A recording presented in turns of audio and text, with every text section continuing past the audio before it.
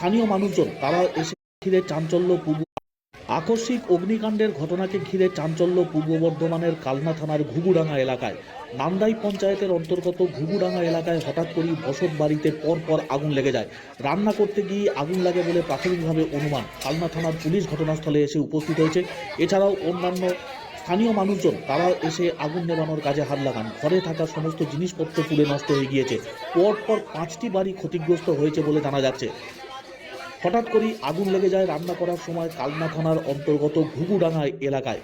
ঘিঞ্জি জনবসতিপূর্ণ এলাকা, সেই এলাকায় পরপর বাড়িতে আগুন লাগায় চাঞ্চল্য ছড়ায়। স্থানীয় মানুষজন আগুন নেভানোর কাজে হাত লাগান। পুলিশ ঘটনাস্থলে এসে উপস্থিত হয়েছে। সামগ্রিক ঘটনাকে ঘিরে চাঞ্চল্য নান্দাই পঞ্চায়েতের ঘুঘুডাঙ্গা এলাকায়।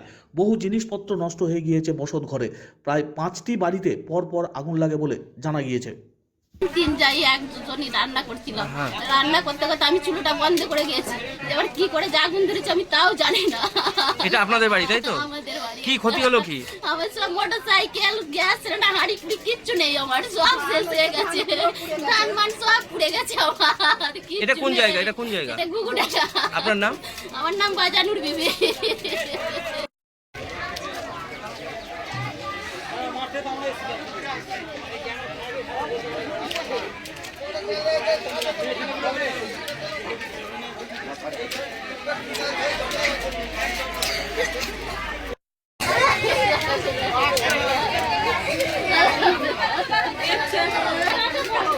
কারেন্টের তার ধরেছে তো একবারে।